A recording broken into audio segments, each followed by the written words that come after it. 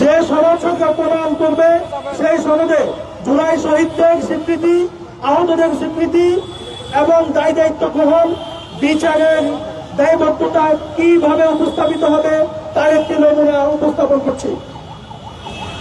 প্রস্তাবনা: আমরা বাংলাদেশের জনগণ স্বাধীনতা ও গণতন্ত্রপ্রিয় জাতি হিসেবে 2024 সালের জুলাই মাসে সংঘটিত ঐতিহাসিক গণঅভ্যুত্থানের বীর শহীদদের প্রতি শ্রদ্ধা নিবেদন করছি এবং আহত সংগ্রামী জনগণের আত্মত্যাগকে কৃতজ্ঞতার সাথে স্মরণ করছি।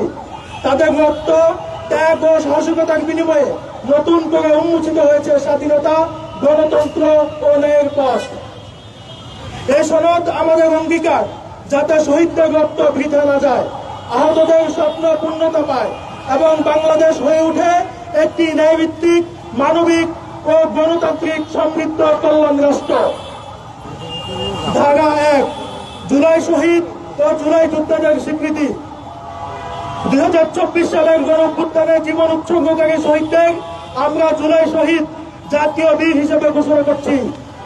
তাদের আত্মত্যাগে বাংলাদেশ পেয়েছে নতুন স্বাধীনতা। আহতদের আমরা জুলাই যোদ্ধা বীর হিসেবে স্বীকৃতি দিচ্ছি। তাদের সাহস ও রক্তের বিনিময়ে আমরা পেয়েছি গণতন্ত্র, মুক্ত কণ্ঠ ও ন্যায়ের প্রতিশ্রুতি। ধারা 2, রাষ্ট্রের অঙ্গীকার।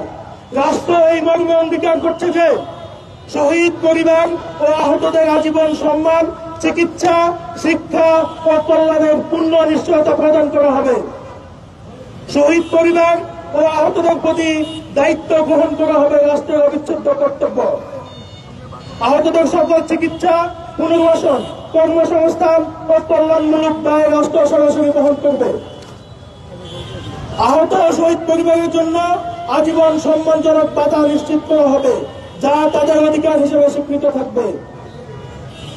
তাদের প্রতি কোনো অবহেলা, বৈষম্য, অধিকার হরণ ঘটলে তা হবে রাষ্ট্রদ্রোহী অথবা বিশেষ অপরাধের শামিল। এর বিরুদ্ধে রাষ্ট্র কঠোর ব্যবস্থা গ্রহণ করবে। শহীদ পরিবার ও আহতদের জন্য আইনি সুরক্ষা ও সহায়তা কেন্দ্র গঠন করা হবে। ধারা 3, ন্যায় বিচার ও দায়বদ্ধতা।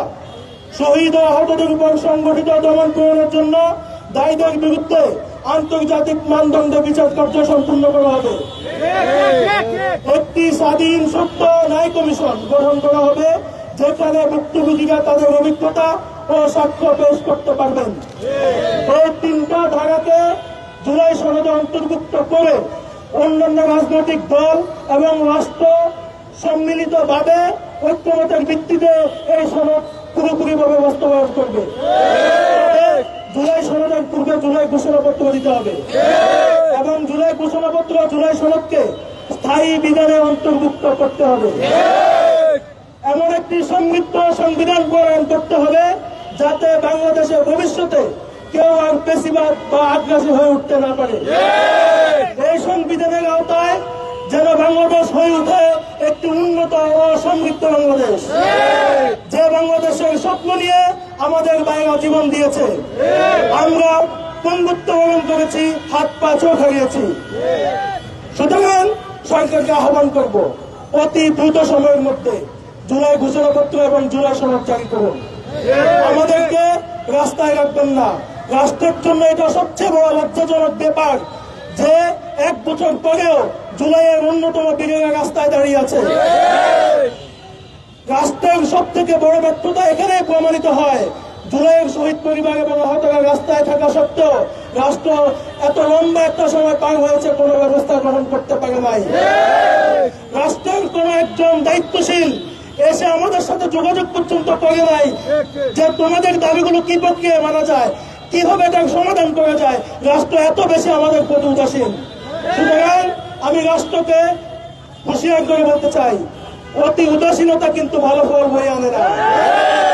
একটি সত্যই একটি প্লাবনের সৃষ্টি করতে পারে। আমি আবারও দেশবাসীর কাছে ক্ষমা প্রার্থনা করছি যে সামান্য দুর্ভোগ সৃষ্টি হয়েছে, আপনারা সেটাকে ক্ষমা সুন্দর দৃষ্টিতে দেখবেন। আপনাদের সন্তানরা এই রাষ্ট্রের জন্য জীবন দিয়েছে, বন্ধুত্ব বরণ করেছে, তাদের রাষ্ট্রীয় স্বীকৃতির পক্ষে আপনাদেরও থাকা উচিত। আমি দেশের রাজনৈতিক দল এবং সামাজিক সংগঠন জাতীয়তাবাদী রাষ্ট্রীয় যেসব সামাজিক সংগঠন আছে সবাইকে আহ্বান করব, আপনারা এসে আমাদের সাথে মিলিত হন এবং সরকারের কাছে দাবি উত্থাপন করুন এমন একটি সমৃদ্ধ সংবিধান প্রণয়ন করতে, যাতে সত্যিকার অর্থেই স্বপ্নের বাংলাদেশ প্রতিষ্ঠিত হয়। আসসালামু আলাইকুম ওয়া রাহমাতুল্লাহ। আমি মাসুদ রানা সৌরভ, জুলাই যুদ্ধ সংসদের কেন্দ্রীয় মুখ্য সংগঠক। সাংবাদিকদের প্রশ্ন থাকলে প্রশ্ন করতে পারেন, আমরা জবাব দিব। আচ্ছা, জুলাই ঘোষণাপত্র এবং জুলাই সনদ বাস্তবায়ন না হওয়া পর্যন্ত আমাদের অবস্থান কর্মসূচি অব্যাহত থাকবে